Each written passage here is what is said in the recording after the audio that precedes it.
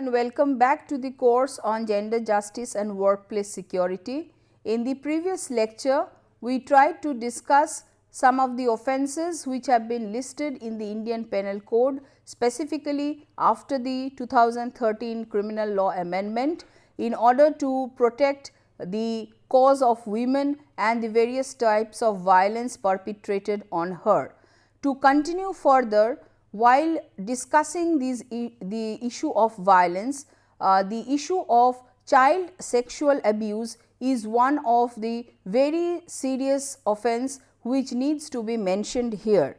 Child sexual abuse basically refers to the physical or mental violation of a child with sexual intent, usually by a older person who is in a position of power and or trust vis-a-vis the child. Now, such violations include penetrative and non-penetrative acts such as kissing, touching or fondling the child's private parts, etc. Now, child sexual abuse has been found to be a very serious problem, and a study which had been conducted by the Ministry of Women and Child Development indicated that as many as 53% reported sexual abuse in some form or the other. Now, while boys or young male children are also victims of such abuse, most of the times it is the girls and the young children in the family who unknowingly and innocently become victims of such violence, for the simple reason that in these types of abuse there is less of violence used, but more of a betrayal of trust, the child's trust which is put to use, and the person who is the perpetrator is many times the family member, sometimes the uncle, sometimes the father, sometimes the grandfather, or maybe a neighbor. So, he is a person who is known and trusted by the child. So, therefore, this situation presents a very difficult and a peculiar situation for children, specifically the girl child, and to look into this problem, the government has passed the Protection of Children from Sexual Offences Act, known as the POCSO Act, in 2012. Now, this is a very comprehensive law which has been passed to provide for the protection of children from offences of sexual assault, sexual harassment and pornography, and at the same time the law has been extremely reformist in trying to put in provisions which safeguard the interests of the child at every stage by including judicial child friendly mechanisms for reporting, recording of evidences, investigation, speedy trial of offences through designated courts, etc. So, this has been a very welcome and positive step to take care of issues of child sexual abuse. Responsibility for mandatory reporting of such abuse has been given on all caregivers and providers, whether it includes parents or maybe doctors or even school where a child goes for education. Everybody, all of them are mandatorily under the requirement to report any such instances of abuse if it comes to their notice. There have been special police units which have been created, and these special police units are to act as child protectors during the investigative process. There must be necessary and urgent arrangements made for the care and protection of the child, such as emergency medical treatment, placing the child in a shelter home. The matter has to be reported to the Child Welfare Committee, and something very important specifically seen in sexual abuse cases, that the medical examination turns to be a nightmare for the women and children, and specifically the POCSO Act lays down and specifically the rule clearly enumerates that medical examination of the child has to be conducted with utmost care and sensitivity in the presence of parent or any other person in whom the child reposes trust. So, there are many efforts which have been taken in order to ensure that minor children and the young minds do not suffer further trauma because of some sexual abuse being perpetrated on such children, and there must be all necessary arrangements to ensure appropriate professional intervention as well as an ambience in the courts whereby there it is child friendly and the child feels confident and the child feels supported by the entire system which is in place. So, the POCSO Act 2012 has really made a difference with regard to issues where it pertains to child sexual abuse, specifically of young girls. Now, when we speak of all these offences, an equal important measure comes or significance comes with regard to the procedure which is in place in order to safeguard the cause of women or the cause of children, specifically the girl children. As we said, there are various measures incorporated in the protection of sexual offences against children, the POCSO Act, to look into the interests of children. For the larger for the general criminal law of the land, it is the Code of Criminal Procedure which is applicable. As I said, the machinery is basically the police and the criminal courts which are in operation in this regard. So, any complaint with regard to a crime has to be made to a police station, and then the police has to take up the investigation in that regard. And thereafter, once if a case is made out, then it is put up for trial and it is before the criminal courts that the matter is heard, evidence is taken, and then a decision of conviction or acquittal so far as the offender is concerned is reached. Now, what happens is the experience of women, the experience of children has been specifically bad with the criminal justice process. In most of the cases, it has been seen that complaints are rejected, the woman is disbelieved, she is mocked at, she is laughed at, and she is put through further trauma because of her trying to access the justice system. So, therefore, there have been many provisions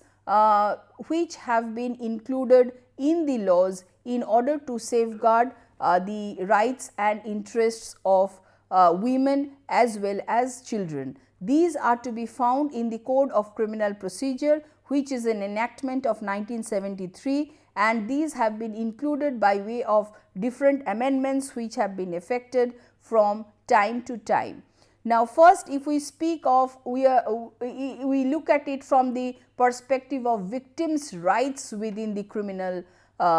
regime, and first if we speak of, there is the access to justice. As we said in our previous lectures, that is one of the very basic right which must be there for any individual to seek necessary redress under the law. So, I must be allowed to move to the courts of law if my rights are violated or if I am subject to any form of violence. As we have said while discussing the constitutional perspective, the constitutional guarantee under Article 32 to move to the Supreme Court for any violation of any fundamental right or any fundamental right as well as a legal right to move to any high court under Article 226 is always there. So, anybody at any point of time can move to these constitutional courts for the violations of any of the fundamental rights, and as we have seen many times, right to compensation has been read as a part of right to life.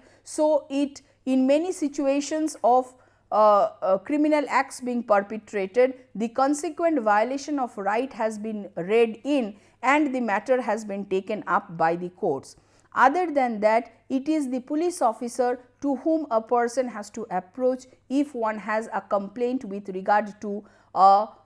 crime being committed, an offence being committed. Now, in case the police officer refuses to record such information, the procedural law entitles the woman to move to the higher authority. So, it may be the superintendent of police or it may be even the magistrate to whom she can approach in case the police refuses to pay necessary heed to the complaint or to take it down in writing. In such cases, there is a recourse given under the procedural law itself. That very aspect where it has been seen that offences of rape etc. are being refused by the police, for that purpose there has been an amendment where such action on the part of the police has been made punishable under section 166A of the CRPC. The second right pertains to legal representation. Everyone has a right to have a lawyer. If one moves the court, it is on the basis of law and evidence that the matter has to be established, and for that the services of a lawyer becomes imperative and important. So, everyone has a right to legal representation. There is the Legal Services Authorities Act of 1987, which entitles every person who has to file or defend a case to approach the legal services. However, it is only under certain conditions that the legal services can be approached. Other than that, in all other situations, generally in a criminal case, it is the state which takes up the case on behalf of the victim, and therefore, the state appoints a prosecutor to defend the case before the court on behalf of the state. However, the victim of a crime may move the government to appoint a special prosecutor for a given case, and section 301(2) further mandates that such lawyer of a private party shall act under the directions of the public prosecutor and may, with the permission of the court, submit written documents. So, there would be the public prosecutor, but along with the public prosecutor, the victim is entitled to appoint an advocate who would act in coordination with such public prosecutor. So, there can be adequate and appropriate legal representation which she is entitled to. If she is very poor and cannot afford that, in such cases it would be the public prosecutor itself who will look into the matter. In case where if she is on the other side as an accused etc., and she cannot afford a lawyer, she can approach the legal services, but having legal representation is one of the basic rights. Confidentiality and identity protection within the system is very important, as we have spoken of such confidentiality in the context of the sexual harassment laws, that if the name of the victim gets exposed, many times she may be subjected to further humiliations, further suffering by the people, by the society. Same in case of if it is for a rape victim etc., that she is basically even thrown out by her own family. In India, there is so much of a social ostracization when it comes to these offences, that many times the victims themselves are held responsible. So, therefore, section 228A of the Indian Penal Code, section 327 CRPC, which provides for in camera proceedings, and 228A, which prohibits the disclosure of the identity of the victim.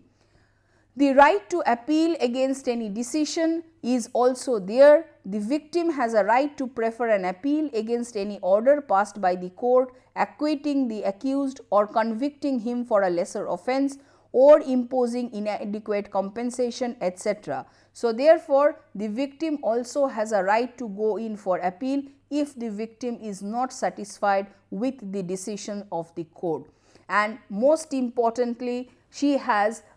the right to compensation. So, compensation is a right whereby for the physical suffering, the mental trauma and all the agony which has been suffered by the victim, she can approach the court for adequate compensation being paid to her. There are the sections, section 357 and more recently 357A, which has been added, whereby there has been a statutory scheme of compensation which has to be laid down, and such scheme has been laid down in all the states, where for different offences under the law or under the penal law, different amounts of compensation has to be made payable by the state. So, it is the responsibility of the state to ensure that these women are rehabilitated, the agony and pain of the woman is taken care of, necessary assistance, medical, legal, etc. are afforded to this woman. So, therefore, these are certain rights which accrue to the woman, and there basically apart from that, Article 21 has always come to the rescue in all such situations where there has been such unlawful intrusions or invasions into the life and dignity of an individual, and the courts have read it as a violation of a crime being committed, or certain crimes have been read as an unlawful interference with the life and liberty of a person, and the court has gone on to make payment of monetary compensation. If we can recollect the case which have been referred earlier of Chandrima Das versus Chairman Railway Board, in that case also the court allowed rupees 10 lakhs to be paid to the victim for the rape being committed on her in the railway Yatri Niwas by two people who were a part of the railway service. Now, apart from that, there are certain other provisions in the Code of Criminal Procedure. These are also somewhere help the cause of women in terms of section 160, which says that no male person under 18 years of age and woman shall be required to attend any place other than the place of residence of such person, because many times it has been seen that women, young people have been called to the police station, and in the police station they have been subjected to further violence, as previously we spoke of custodial violence being perpetrated, etc. And therefore, to do away with that, it has been said that preferably it should be the place of residence where the woman may be required to be present. Investigation in relation to rape of a child may be completed within 3 months from the date of information. So, this is to grant a sort of a speedy disposal of cases, specifically when it relates to children, because if one knows in Indian situation a case goes on for years together, and even for a trial to start it takes as much as 3 years to 5 years even in such cases for the trial to start. And what happens is a victim who lodges the complaint many times need to come to the courts to give evidence, has to cooperate with the investigation, and it basically unsettles the life of the person, and when it relates to a child it becomes a even more deadly experience for that person. So, therefore, to see that in specifically in matters of child rape, there must be a period of 3 months within which the matter can be resolved. Section 273, where the evidence of a woman below 18 years is to be recorded, the court shall take appropriate steps to ensure that she is not confronted by the accused. Any face to face interaction between the accused and the person, that is the victim, should be avoided. Even while speaking of sexual harassment at workplace, we said that when the Internal Complaints Committee is conducting its proceedings, it should take efforts to see that there is no face to face interaction, because it seriously enhances the trauma of the woman. She is reminded of the incident or the harassment which is perpetrated on her, and she may become fearful, she may withdraw herself, and therefore, such confrontations should be avoided. Proceedings shall be continued day to day until all witnesses have been examined, and in case of rape, the trial may be completed within 2 months of filing of charge sheet. Again, section 327, which we have referred to before, in camera trial in specific offences of rape, as also a bar on publication of matter relating to such proceedings without the permission of the court. In camera trial specifically speaks of situation where only the parties would be present before the court, because courts otherwise is a public forum where members of the public are allowed to be present and witness the proceedings. That is the in normal situation, that is what is permissible under the criminal law. However, in order to prevent the woman from feeling humiliated, from feeling insulted during the proceedings, because it may be situations where there are questions asked, some questions which may relate to the incident, some questions which may involve certain private aspects. In order to ensure that these do not become public, therefore, these provision of in camera trials have been included within the law. So, therefore, these are some of the provisions which have been included within the procedural law in order to take care of the issues of women and child. Now, as I said, in the procedural stance, one is the police and the other is the court. The courts have a very integral role to play with regard to upholding the rights of women, as well as in the determination of criminal liability, and to ensure that cases are not do not result in acquittal or do not result in lenient punishments, because it may give a wrong signal to the people of the society. So, the rights and interests of the women are to be protected, specifically in the backdrop of the type of incidences which are happening in society, the increasing crimes which are plaguing the society, and therefore, the judiciary has a very important and significant role to play in this regard. Now, while speaking of the in this context with regard to the offense of rape, with regard to the offense of various types of sexual assault, sexual abuse being perpetrated on women, girl children, etc. Before we move to some of the decisions, we may emphasize that in India, with the system that we have, it is basically the parties in a sense of the prosecution and the defense which has to bring the matter before the court. So, it is the prosecution which